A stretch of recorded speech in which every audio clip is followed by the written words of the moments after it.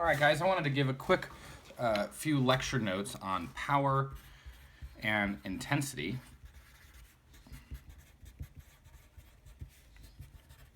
Okay, so we know that a wave transfers energy.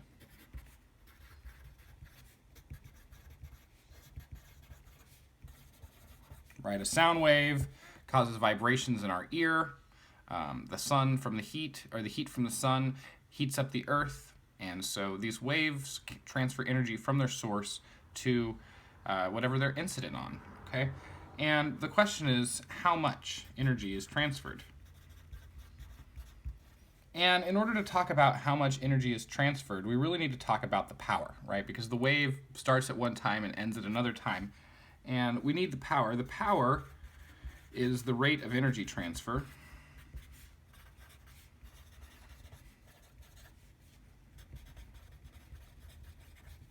It has units of joules per second. And as a reminder, 1 joule per second is equal to 1 watt. So the power of a wave is given in watts, and we run into this with speakers and speaker systems, which are rated in watts. We run into this with light bulbs, which are rated in watts. And so if we want to talk about how much energy is transferred from the source to whatever the wave is incident on, we need to talk about the power and how much time is involved in that power being transferred through the wave. And power is one measure of how much energy is transferred by a wave, but we're interested in where that energy is transferred and what destination that it's incident on. And so to explain this point, let's give a quick example. Let's say we have a light bulb, and it puts out 5 watts of power. And that incandescent light bulb is going to emit that power, 5 joules per second, in all directions. And this might light up a room with this light bulb. But qualitatively, we can see that this situation would be different if we take that same light bulb and with a series of mirrors and lenses, we take that light, which was emitted in all directions, and we concentrate it to one point, okay? One bright point. This is like what happens in a projector, right? We get it up with one bright screen from this light bulb. The light is not going in all directions. So here, this spot is much brighter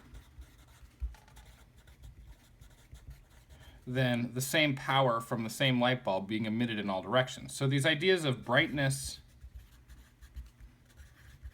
and loudness, what we perceive as a strong energy transfer, have to do not only with the power of the source,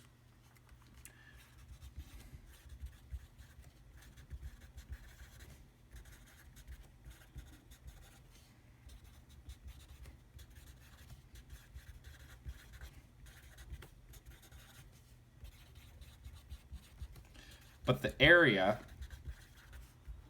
that receives that energy.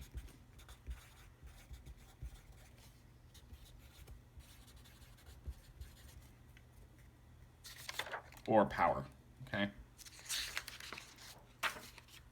So we need to define a new physical quantity, and that's called the intensity, which is equal to the power divided by the area that receives that power. It's a power to area ratio.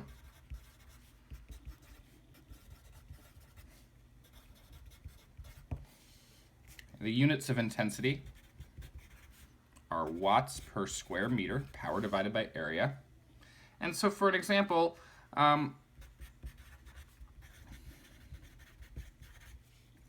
let's consider a 1 milliwatt laser with a 1 millimeter diameter beam.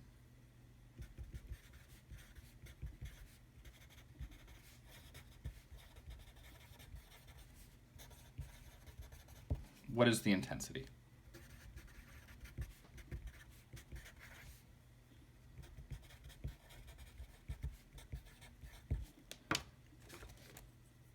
Okay, well, the intensity is going to be the power divided by the area that receives that power. So in this case, we're going to have 1 times 10 to the minus 3 watts on the top.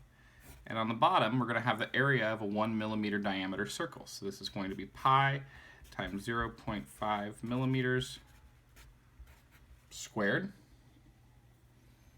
which is equal to 1 times 10 to the minus 3 watts divided by pi times 0.5 times 10 to the minus 3 meters. We always got to convert to SI units squared.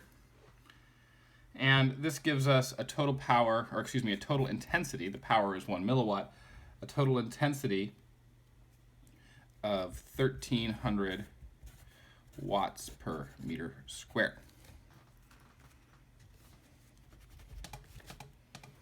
Okay, let's do another quick example. What is the intensity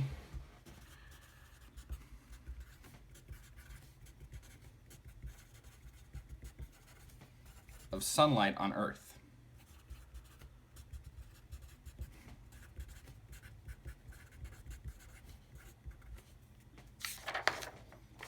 All right, so here we have the sun. And over here we have the Earth. Okay? And the sun emits light in all directions in 3 dimensions, right? So these are actually spheres that I am drawing here. Okay? And by the time it gets to the Earth, we are way over here. And so the sunlight has been spread out all over the surface area of this sphere, where the radius of the sphere is the distance from the Earth to the sun. And this distance is 1.5 times 10 to the 11 meters.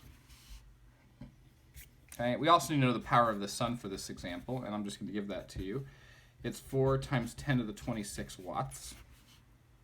Big number, big number. So the intensity is going to be equal to the power divided by the area in which that power is distributed. So when we're close to the sun, right, all of those rays, or all of that energy that's radiated out from the sun, is emitted in all directions around this small sphere. But as we get further and further out, that sphere that has to contain all of that power gets thinner and thinner, bigger and bigger and bigger, so the power, or excuse me, the intensity is reduced the further and further and further you get from the sun, because it's going in all of these directions over this huge, huge area. Okay? So this is going to be equal to the power of the sun, which is 4 times 10 to the 26 watts, divided by the area that it is spread out over. And in this case, we're going to use the area of a sphere, which is 4 pi r squared, in our case 1.5 times 10 to the 11 meters, all squared.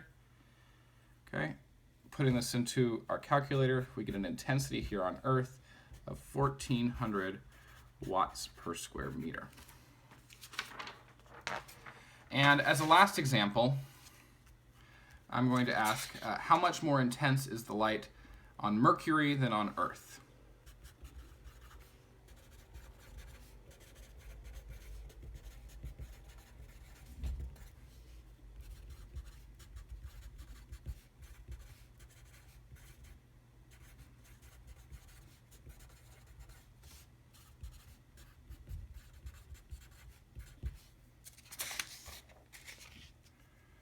All right, well, the intensity on the Earth is going to be equal to the power of the sun divided by 4 pi radius of the sun to the Earth squared.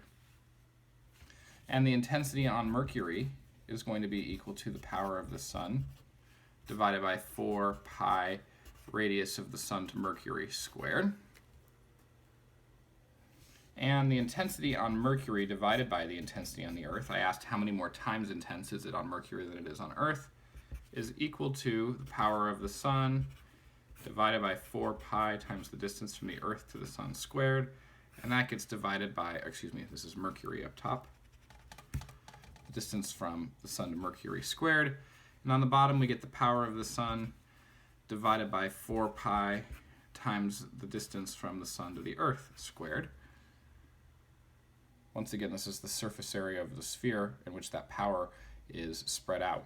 We'll see that the power of the sun cancels, the 4 pi's cancel, and we end up with the intensity on Mercury divided by the intensity on the Earth is equal to the radius on Earth squared divided by the radius on the radius 2 Mercury squared, which ends up being 1.5 times 10 to the 11 meters squared. That's the distance from the sun to the earth, divided by 6 times 10 to the 10 meters, which is the distance from the sun to Mercury, all squared.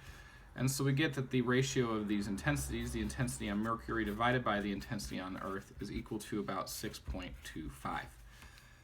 6 times more intense, 6 times brighter. So a couple of things. First of all, in this final calculation, we did not need to know the power of the sun. So we can make a comparison between two intensities without knowing the power of the source, because it's just about the geometry of how that light or that power is spread out. And in this case, we have two spheres of two different radii, Rm and Re. And so this recovers a general relationship that we can use to compare intensities in general without knowing the power of the source. The intensity of 1 divided by the intensity of 2 is equal to the radius of 2 squared divided by the radius of 1 squared.